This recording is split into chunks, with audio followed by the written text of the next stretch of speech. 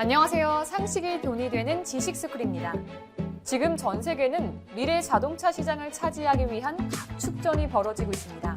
특히 전기차 시장에서의 경쟁은 점점 더 치열해지고 있죠. 그중 미국의 테슬라는 모델 3의 폭발적인 판매 증가로 세계 시장 점유율 18%를 차지하며 압도적 1위를 유지하고 있습니다. 2003년 설립된 회사가 20년도 채 지나지 않아 전 세계 전기차 시장에서 점유율뿐만 아니라 기업 가치 측면까지도 모두 앞지른 상황인 겁니다.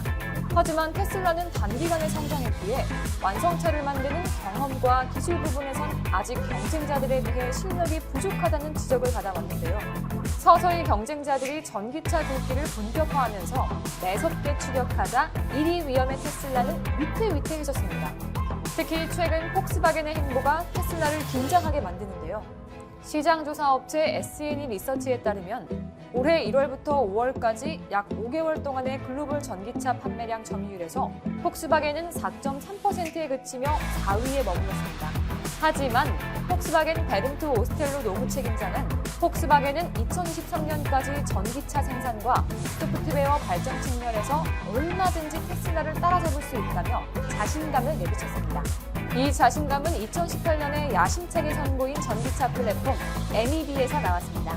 폭스바겐의 MEB는 어떤 브랜드의 차량도 제조할 수 있어 엄청난 생산 효율성을 자랑하죠. 이처럼 이제는 글로벌 완성차 업계에서 전기차 전용 플랫폼 개발 경쟁이 가장 치열한데요. 그렇기에 거대 완성차 기업들이 플랫폼을 구축해 디자인과 성능 향상, 원가 절감을 노리고 있는 실정입니다. 그중 전 세계 전기차 시장의 판도를 뒤흔드는 사건이 한국에서 일어났는데 과연 한국에 또 어떤 놀라운 일이 생긴 걸까요? 영상 시작 전 좋아요와 구독 부탁드립니다. 전 세계가 인정하는 가치 투자자 워렌 버핏이 인정한 바로 그 책 오른쪽 버튼을 눌러보세요. 현지 시간으로 3일 독일 베를린에서 IFA 2020이 열렸습니다. IFA는 유럽 최대의 가전 IT 전시회로 미국 라스베가스의 CES, 스페인 바르셀로나의 MWC와 함께 세계 3대 IT 전시회로 꼽힐 정도로 미래 기술의 척도를 확인할 수 있는 아주 권위 있는 전시회입니다. 현대자동차는 이 행사에 처음으로 참가했는데요. 그 이유는 엄격한 환경 규제로 인해 수소 전기차, 전기차 등 친환경차에 대한 수요가 가파르게 증가하는 유럽 시장에서 친환경 모빌리티 기술 리더십을 강화하기 위함입니다. 그리고 현대차는 전기차, 수소차 등 전동화 차량과 관련한 모든 것을 담은 생태계를 구축하겠다고 선언했죠. 즉, 자동차를 파는 것뿐만 아니라 충전, 도심형 비행체처럼 다양한 이동 서비스와 인프라스트럭처 등으로 사업 분야를 확장하겠다는 겁니다. 미래에 대한 포부를 밝히는 것에만 그치지 않고 현대차는 미래 전기차 브랜드인 아이오닉을 소개하며 전기차 신기술을 집약한 브랜드가 될 것이라고 전 세계 순수 전기차 시장에서의 강한 자신감도 드러냈습니다. 그러면서 전기차 분야에서 세계 3대 자동차 회사가 되겠다는 목표까지 제시했는데요. 이렇게나 현대차가 자신감을 보일 수 있는 이유는 무엇일까요? 그건 바로 30년을 내다본 자체 전기차 플랫폼 eGMP를 개발했기 때문입니다. 내년 상반기에 본격 가동되는 eGMP는 중장기적으로 현대차 외에 기아차, 전기차도 모두 이 플랫폼에서 만들 예정이죠. 이에 현대차는 2025년까지 eGMP에서 전기차 23종, 총 100만 대를 판매하는 게 목표입니다. 그리고 순서대로 내년 상반기엔 콘셉트카 45를 기반으로 한 준준형 CUV 전기차 아이오닉5를 2022년엔 중형 세단 아이오닉6, 2024년엔 대형 SUV 아이오닉7을 선보일 예정입니다. 첫 차세대 전기차 아이오닉5는 유럽과 중국에서 우선 판매한다는 방침까지 세웠는데요. 이런 청사진은 eGMP 가동을 통해 실현됩니다. eGMP는 크게 시스템과 틀로 구성되죠. 먼저 시스템을 통일하면 언제든지 업그레이드로 차량 성능을 개선할 수 있습니다. 다음으로 틀을 통일하면 배터리와 동력계 부품을 얼마든지 공유할 수 있게 되는 겁니다. 이렇게 되면 생산 효율이 높아지고 설계는 편해지며 가격은 내려가는 혁신 플랫폼이 구동되는 거죠. 이미 전문가들 사이에선 이런 eGMP의 효과에 엄청난 기대를 걸고 있습니다. 전문가들은 현대차와 테슬라가 펼칠 전기차 경쟁을 보며 구글 안드로이드 갤럭시 대 iOS의 아이폰처럼 스마트폰 경쟁에 빗다기도 하는데요. 실제로 현대차와 테슬라도 각각 다른 플랫폼으로 무한 경쟁에 뛰어들었죠. 특히 현대차 eGMP는 전문가들 사이에서 마치 갤럭시라는 하드웨어를 넘어 안드로이드와 iOS가 점유하고 있는 소프트웨어 플랫폼의 헤게모니로 영역을 넓히고 있기 때문에 미래 전기차의 표준이 될 것이라고 분석하고 있습니다. 게다가 현대차 eGMP 가동은 완성차의 구매 패턴까지 완전히 뒤바꿀 힘이 있습니다. 테슬라가 최초로 도입한 차량 업그레이드 개념이 현대의 eGMP 가동을 통해 완성차 업계 전반으로 확산될 전망인데요. 현대 기아차 역시 차량에서 원격으로 펌웨어를 업그레이드하는 방식으로 차량 기능을 갈수록 고도화하고 있습니다. 이 추세라면 10년 20만 킬로미터 같은 고전적인 차량 교체 주기는 더 이상 의미가 없어지게 되죠. 한 완성차 업체 관계자는 하드웨어가 소프트웨어 발전을 더 이상 소화해내지 못하면 차체 자체를 바꾸는 스마트폰식 잦은 교체 주기가 전기차에도 그대로 적용될 수 있다고 말했습니다. 특히 현대차 eGMP 플랫폼은 앞으로 자율주행이나 카시해링 시간과 맞물려 함께 성장할 가능성이 높은데요. 개인이 차량을 소유하지 않고 공유하는 트렌드가 확산되면 전기차 플랫폼을 장악한 완성차 업체의 중요성은 더 커지게 됩니다. 그렇기에 SK텔레콤이나 KT 같은 IT 기업들이 eGMP 성공 여부를 예의주시하고 있습니다. 그리고 현대차는 지금 당장의 경쟁력을 얻기 위한 기술 개발뿐만 아니라 미래 인재 육성까지 신경 쓰고 있습니다. 특히 미래 친환경 자동차의 글로벌 리더십을 발휘할 수 있는 인재 확보에 더욱 집중하고 있는데요. 본격적인 전동화 시대를 대비해 전문 인력을 사전에 육성하기 위한 H 모빌리티 클래스를 실시했죠. 이번 교육은 현대차와 현대 NGV는 물론 교육부, 국가평생교육진흥원 등 정부 부처까지 협업해 개발했고 선발된 500명에게 친환경차에 대한 다양한 지식을 온라인 강의를 통해 제공합니다. 이번 클래스에 대해 현대차 관계자는 최근 성장하고 있는 친환경차 분야의 전문 지식과 기술 개발에 대한 사회적 요구는 갈수록 높아지는 반면 관련 체계화된 교육은 부족하다며 아직은 살짝 준비가 부족한 현실에 대해 비판했는데요. 이어 기업 경쟁력 확보를 위해서는 직무 역량을 갖춘 R&D 인재 확보가 중요한데 이번 교육을 통해 더 많은 인재들이 친환경차 연구개발 분야에서 활약할 수 있는 계기가 되길 바란다고 말했습니다. 이처럼 한국은 단순히 당장의 기업의 경쟁력만 높이는 것이 아니라 기업과 정부 모두 힘을 합쳐 미래 인재 육성까지 신경을 쓰면서 미래 핵심 사업에서도 앞서 나가기 위한 대비를 하고 있습니다. 게다가 현대차에는 강력한 오금도 있는데요. 그중 정의선 현대차그룹 수석 부회장이 연이어 총수간 회동을 성사시킨 국내 배터리 3사가 대표적입니다. 이들은 전기차 배터리의 원활한 공급은 물론 미래 전기차용 배터리 개발에서도 긴밀한 협력이 기대되는데요. 앞으로 미래 전기차 시장에서 K배터리의 KS 마크가 곧 글로벌 표준이 될 수 있는 겁니다. 또 무엇보다 이미 전 세계를 휘어잡고 있는 K배터리를 만드는 한국 빅3 배터리 업체에게도 현대 기아차의 eGMP 가동은 초미의 관심사입니다. 그 이유는 eGMP로의 배터리 공급이 기업을 또 한 단계 성장시킬 결정적인 기회이기 때문이죠. 현대차는 이미 eGMP 1차 배터리 공급사로 SK이노베이션을, 2차 공급사로 LG화학을 낙점한 상태인데요. 1차 공급사인 SK이노베이션은 당장 내년부터 배터리를 공급하고 LG화학은 2022년 이후 생산하는 전기차의 배터리 공급을 맡게 되죠. 이에 배터리 업계에서는 각 차수별로 배터리 업체들이 조단위 배터리 공급이 가능할 것으로 예측하고 있습니다. 이와 달리 각형 배터리를 생산하는 삼성 SDI는 현대 기아차가 파우치형 배터리를 채택하며 eGMP 수주 경쟁에선 한 발 물러나 있는 상황입니다. 하지만 지난 5월 정의선 수석 부회장이 이재용 삼성전자 부회장과 배터리 협업을 위해 회동했는데 전문가들은 이들이 오히려 전기차와 관련된 다양한 분야에서 협력할 가능성이 있다고 보고 있습니다.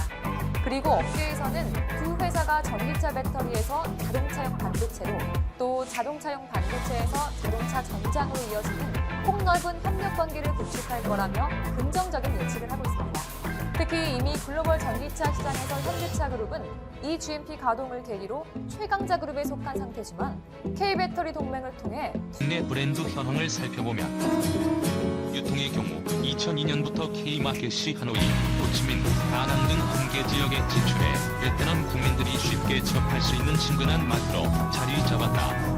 2018년의 매출액은 약 1,160억 원 정도가 된다. 2006년에 호치민을 다낭, 나트랑 등 14개 지역에 진출해 큰 사랑을 받고 있는 롯데마트의 경우 2018년에는 2,830억 원의 매출을 기록했다. 2020년에는 나트랑 해변가의 골드코스트몰에 베트남 15번째 점포를 오픈할 계획이며 2021년에는 하롱이 건설되는 랜드마크에 입점할 예정이다. 롯데는 현재 베트남에 마트 14점. 이를 위해 롯데마트는 베트남 부동산 기업인 BIM 랜드와 투자 계약을 체결했다. 백화점 2점을 운영 중이다. 신동빈 롯데그룹 회장이 직접 베트남을 방문해 롯데 사업장을 둘러보고 롯데마트 베트남 사업 확대를 준비하는 등 베트남 소매 사업에 큰 관심을 보이고 있다. 2019년 12월 11일 업계에 따르면 롯데는 BIM 랜드와 베트남 하롱시 해안 지역인 꽝코 비에트에 건설되는 하롱 무역센터에 투자한다. 이를 위해 양사는 투자 계약서를 체결해 지하 4층 지상 5층 연면적 3만 제곱미터 규모의 하롱 무역센터를 오는 2021년에 완공할 것이라고 발표했다. 총 투자금은 7,500억 베트남 동으로 롯데마트는 2021년 완공과 함께 입장하며 롯데마트 하롱점은 베트남 하롱 마리나 지역에 처음으로 진출한 외국계 쇼핑센터가 될 전망이다.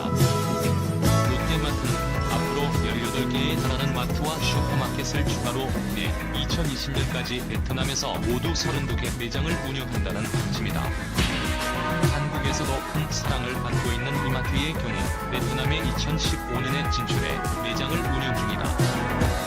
이마트 임지민 호박점은 철저한 현지화 전략으로 점포 인력 300명 가운데 점장을 비롯해 직원 95% 이상을 현지인들로 구성했다.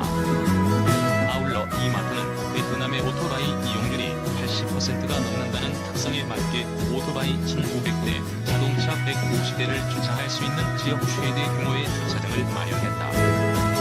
현지인에게 맞는 상품을 선보이기 위해서 조선 호텔 베이커리 출신 제빵 명장이 베트남에서 1년간 근무하며 현지인의 입맛을 다 직접 맞춤형 빵을 개발하며 베트남 반짝에 주력했다. 베트남 이마트는 전문 푸드홀과 키즈 스포츠 클럽, 잉글리시 클럽 등 베트남 현지에 없던 테마형 편의 시설을 선보이며 현지인들의 마음을 사로잡았다. 이런 노력 끝에 2020년에는 2호점을 출점시킬 예정이며 향후 매장 수를 5에서 6개 더 늘리겠다는 계획을 갖고 있다. 이마트는 베트남에 2019년 1,400억 원을 투자했고 2020년에는 1,700억 원, 2021년에는 1,500억 원 등 장기적으로 4,600억 원을 투자할 계획이다. 신세계 스타필드의 경우 대표적 휴양 레저 시설인 아쿠아필드가 베트남에 진출할 예정이라고 발표했다. 신세계 건설은 베트남의 리조트 회사인 빈펄과 마스터 프랜차이즈 계약을 맺고 2020년 베트남의 대표적 휴양지인 나트랑과 푸꾸옥의 아쿠아필드를 선보이기로 했다. 빈펄 측은 베트남의 삼성으로 불리는 베트남 최대 민간 기업인 빈그룹이 운영하고 있는 호텔 및 쇼핑몰 등에도 아쿠아필드를 입점시킬 것이라고 밝혔다. 이번 베트남 진출은 국내 협력회사들의 성장을 돕는 상생 효과가 클 것이란 기대다. 라겐락의 경우 2008년 호치민시를 시작으로 베트남에 진출해 매년 꾸준한 성장세를 보이고 있다. 2009년 약 34억 원에 달했던 매출은 2018년 618억 원으로 18배 이상 뛰어오르며 10년간 큰 폭으로 성장했다. 라겐락 전체 매출에서 베트남이 차지하는 비중도 매년 높아지고 있어 2016년까지 한 자릿수에 그쳤던 것이 2017년 11.7% 그리고 2918년에는 14%를 돌파했다. 베트남 소비자들 사이에서 브랜드 로열티가 높아 2012년부터 8년 연속 베트남 소비자가 신뢰하는 100대 브랜드에 선정되기도 했다. 2008년 베트남에 진출한 라겐락은 중국에 이은 해외 전략 기지로 베트남을 선택하고 프리미엄 브랜드 전략을 적용했다.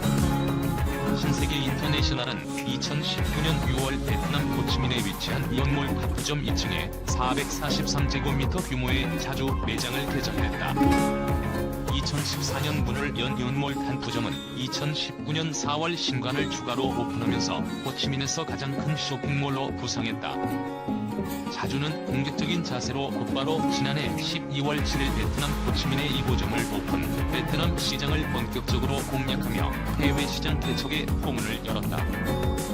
이번에 오픈한 매장은 호치민 최고 상권인 동커이 중심에 위치한 빈컴센터 지하 2층에 120평 규모로 자리 잡았다. 자주는 친매장인 이은몰 단프정이 기대 이상의 실적을 내자 2호점 개점 준비를 서둘렀다. 현재 1호점 방문객 수는 평일 500명, 주말 평균 1,000명으로 목표 매출 대비 120% 이상의 실적을 올리고 있다. 특히 20대 후반부터 30대 초반의 주부들 사이에서 큰 인기다. 베트남은 한국에 비해 초혼 연령과 경제 활동 연령대가 낮아 자주 매장을 찾는 주고객층의 90% 이상이 25에서 34세 여성이다. 구매력이 높고 트렌드에 민감한 이들 사이에서 자주의 품질과 디자인에 대한 입소문이 빠르게 퍼지면서 매출이 증가하고 있다. 특히 자주가 자리한 빈컴센터 지하 2층은 글로벌 생활용품, 침구, 헬스케어, 키즈, 카페 및 서점 등이 입점돼 있는 라이프스타일 전문층으로 2030세대 주부들이 가장 많이 방문하는 곳이다. 자주는 이들을 겨냥해 고품질의 주방 제품과 다양한 생활 소품, 유아동 패션과 식기류 등을 중심으로 매장을 구성했다.